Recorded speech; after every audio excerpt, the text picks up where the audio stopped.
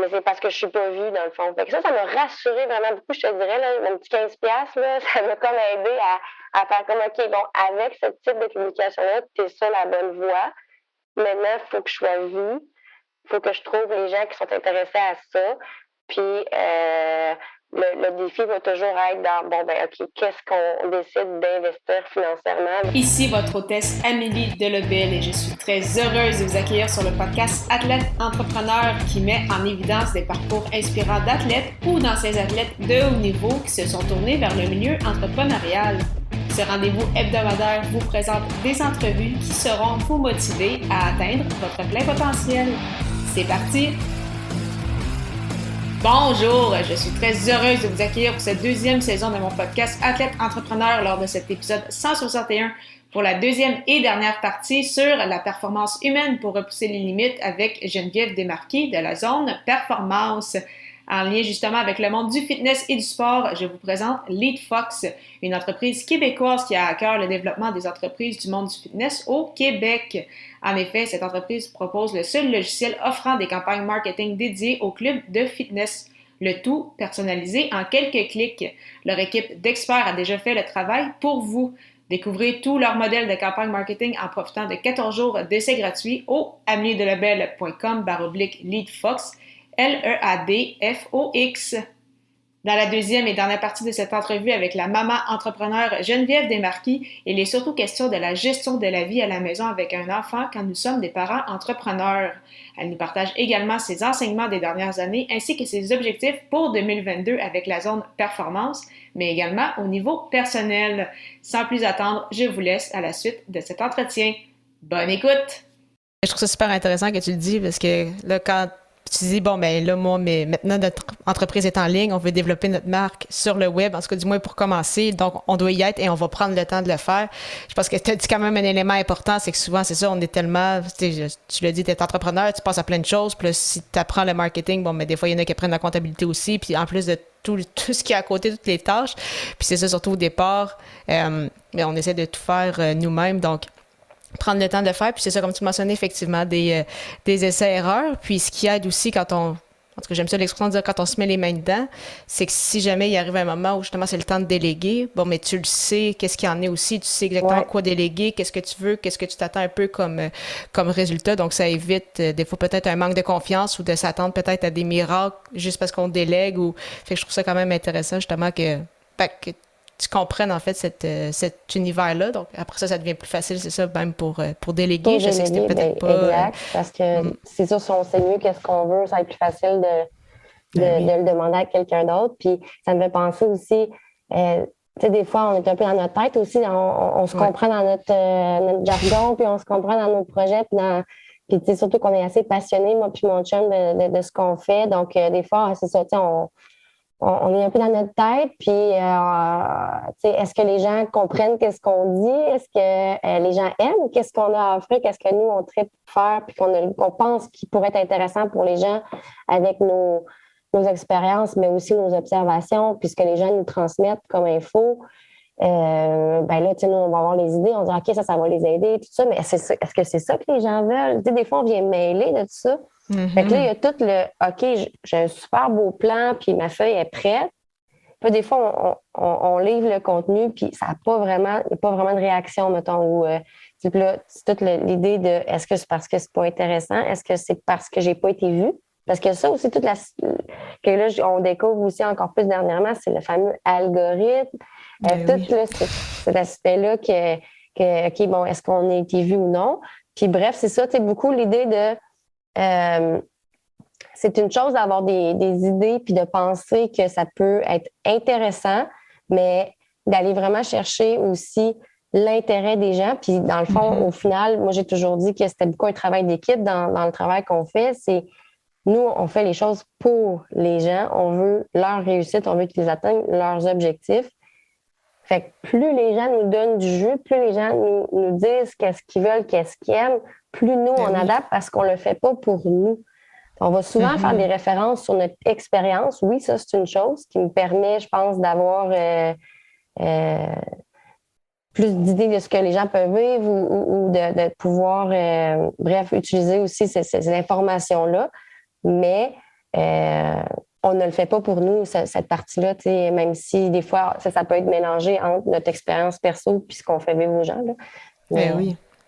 Ah, mais c'est plein de pépites. Ce que tu viens de dire, parce que c'est vrai que c'est tellement vrai. Des fois, on publie, puis là, des fois, c'est comme, ah, ben, ça devrait intéresser les gens, ça. Mais c'est vrai qu'au final, ce qui est important, c'est eux. Est-ce que c'est vraiment important pour eux? Est-ce qu'ils en tirent de la valeur? Est-ce que c'est vraiment ça qu'ils veulent savoir? Ou justement, c'était peut-être d'autres choses. Donc, c'est pour ça, comme tu mentionnais, des fois, c'est des essais-erreurs. C'est comme on essaye. Finalement, c'est peut-être pas ça qu'ils voulaient. On a des retours. OK, il est mieux quand c'est comme ça. Puis finalement, c'est là qu'on s'adapte aussi. Ou comme tu le dis, ben, des fois, on fait un plan, mais des fois, ce plan-là va changer aussi. Donc, c'est effectivement toute une aventure. oui, puis tu sais, est-ce que ça va intéresser ou non? Puis comme je te dis, moi, ce que j'ai remarqué, puis si ça peut aussi encourager d'autres entrepreneurs, entraîneurs comme nous, là, c'est que c'est réellement le cas, là, la visibilité, ça peut faire une différence. Moi, j'ai fait un peu le test. J'avais des publications où c'est juste, bon, j'ai publié, puis avec les gens qui me suivent normalement, puis bref, sans rien faire, là, juste publier. Bon, je sais pas moi, la publication, une vingtaine de likes, aucun commentaire ou peu importe. Bon, OK? Puis là, je vais faire la même publication sur mon autre page qu'ils ont de performance qui était plus au début. Ben là, il y a une méchante différence aussi. 2-3 likes. Là, fait que là, ça a droppé. Après ça, je fais l'essai sur ma propre page qui a un peu plus de followers, de personnes qui suivent. OK, je vais mettre 15 sur ma publication. Je vais essayer de voir qu'est-ce que ça donne quand on paye pour notre... faire comme une annonce publicitaire. Puis là, avec ça, ben OK, le double de likes, le double de personnes qui enregistrent ma publication, puis 50 followers, mettons, pour 15 Fait que je vais, OK, ben tu sais, je pense que ça intéresse. Je pense qu'il y a de quoi, il y a un marché pour ça. Mais c'est parce que je suis pas vue, dans le fond. Fait que ça m'a rassurée vraiment beaucoup, je te dirais. Là, mon petit 15$, là, ça m'a comme aidé à faire comme, OK, bon, avec ce type de publication-là, tu es sur la bonne voie. Maintenant, il faut que je sois vue. Il faut que je trouve les gens qui sont intéressés à ça. Puis, le défi va toujours être dans, bon, ben OK, qu'est-ce qu'on décide d'investir financièrement versus de juste essayer avec notre propre petit réseau, puis de bâtir vraiment un à un. Ça, des fois, qu'est-ce qui est plus dur, je trouve, c'est la patience, là, de dire, OK, est-ce que j'attends tant de temps avant que ça soit à tel niveau ou j'essaie d'accélérer le processus avec un peu d'investissement. Ah, je trouve ça super intéressant de discuter de tout ça. C'est vraiment dans mon C'est milieu, ton donc je trouve ça vraiment ouais, fun. exact.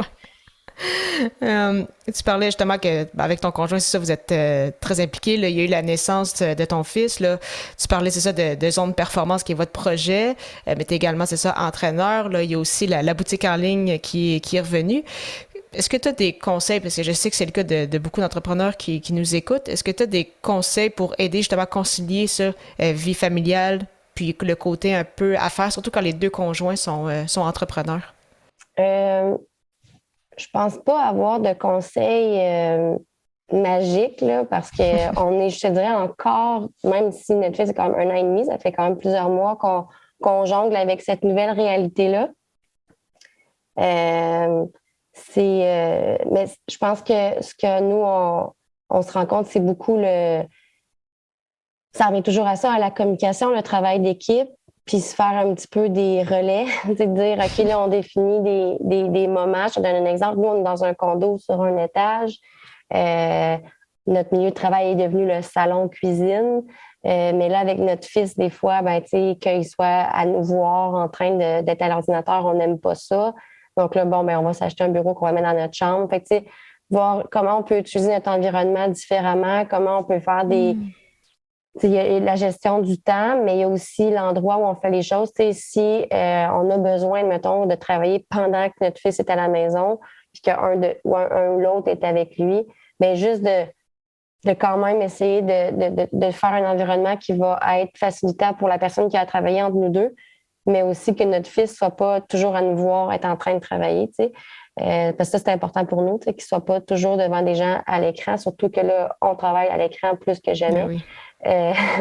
Puis, fait que, ça, c'est un peu des petits trucs, tu sais, comment jouer avec son environnement, comment essayer de voir dans la gestion du temps, de se faire un peu des relais.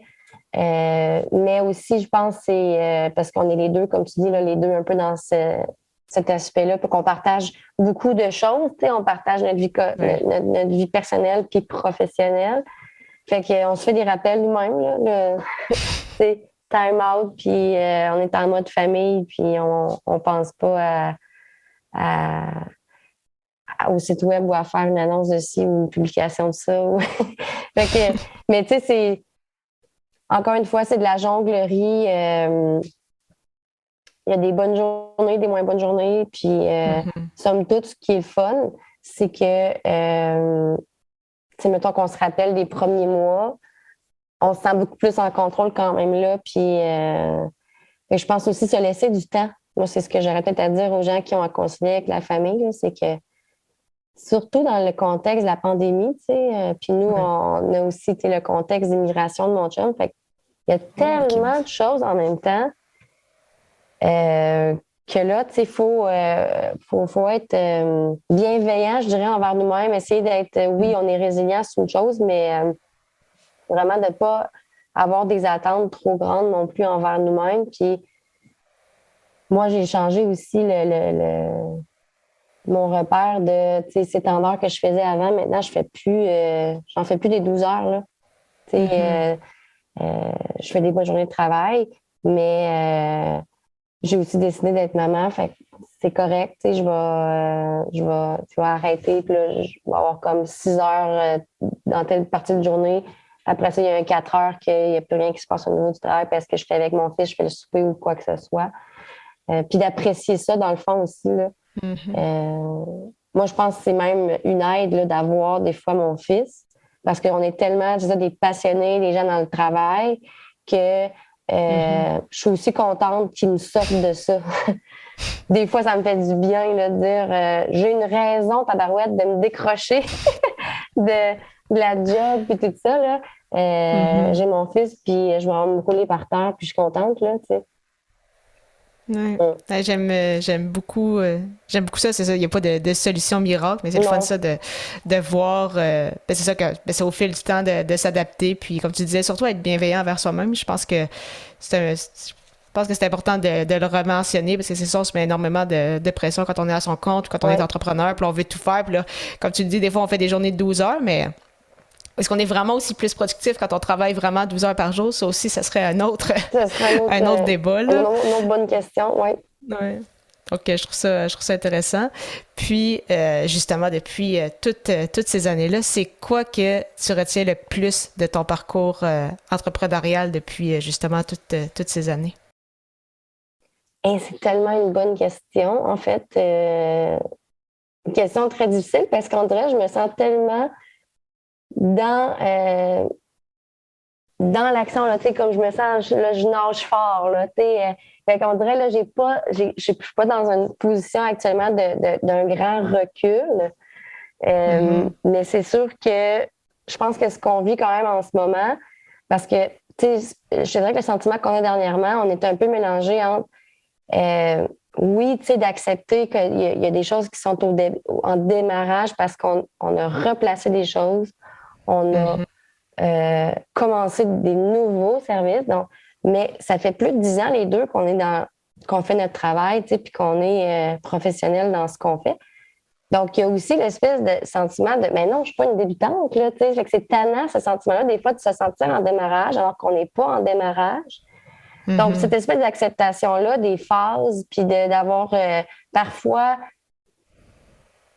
c'est ça, quelque chose de vraiment fleuri, puis là, ben, on est à OK, ça se développe, mais comme entrepreneur aussi, si tu décides de changer d'idée ou de te repositionner ou quoi que ce soit, ben, d'accepter cette espèce de retour, des fois, c'est pas une case départ, mais c'est quand même, tu sais, bon, ben, soit il n'y a pas autant de monde que tu voudrais qu'il le fait ou qu'il l'achète ou peu importe, qu'il le voit. Ou, donc, toujours, dans le fond, c'est ça, là, puis ça, c'est sûr que ça challenge notre caractère performant, tu sais, à moi puis mon chum.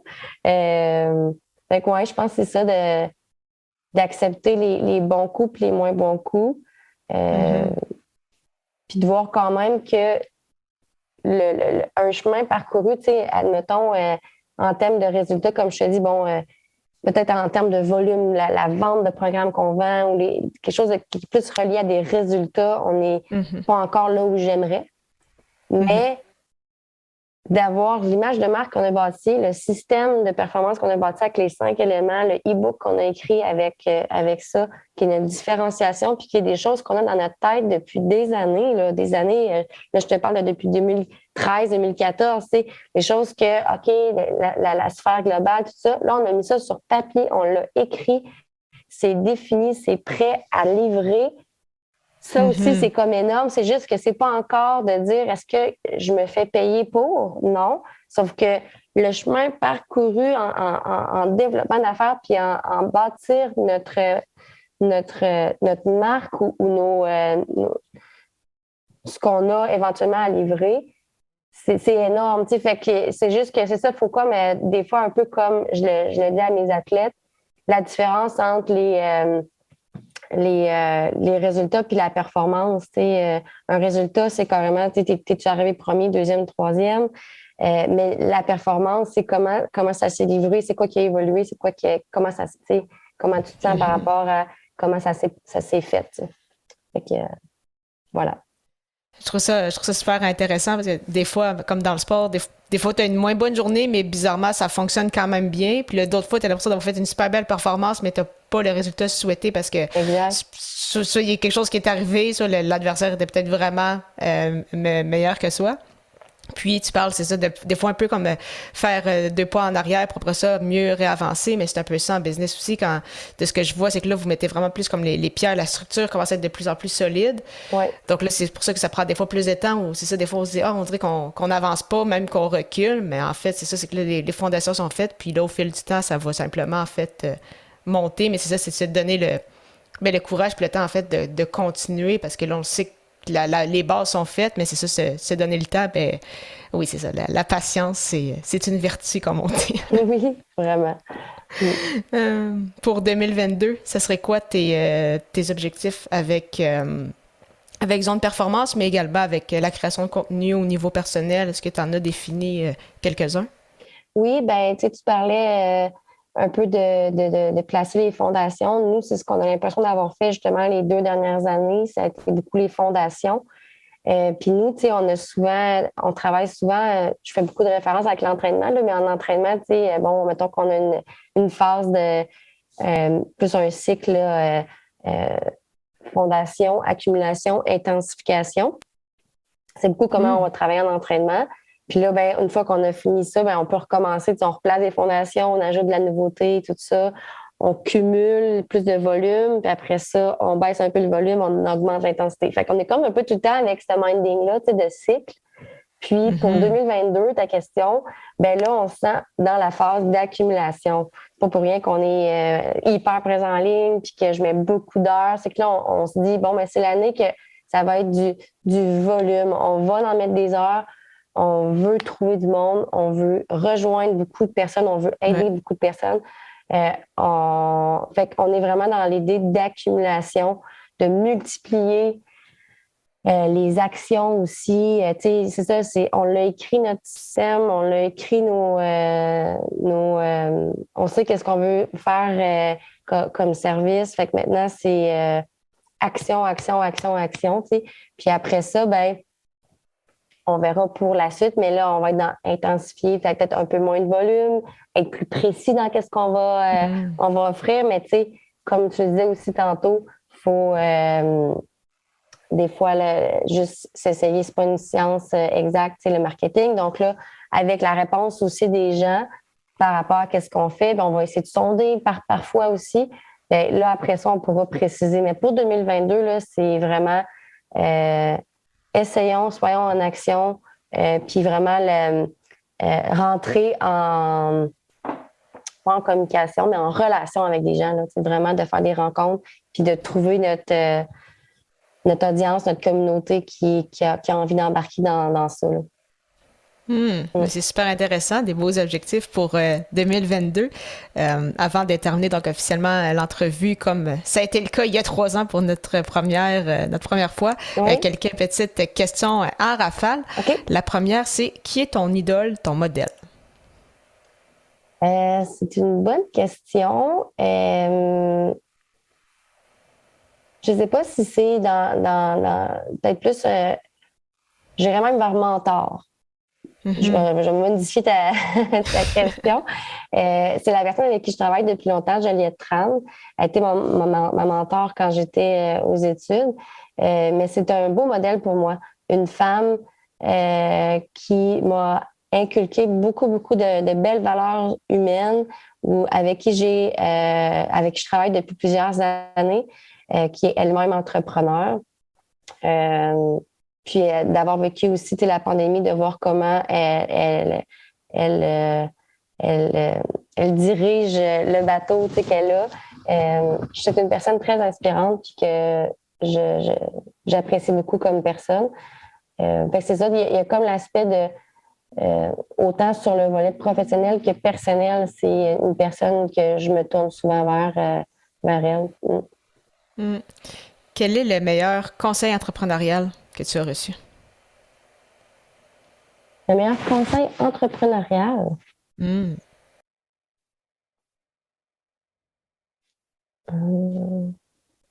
Bonne question. Je ne sais pas si c'est dans le volet conseil, mais ce qui m'a rassurée dans justement un peu faire des pas vers en avant, faire des pas vers en arrière, tout ça, Mhm.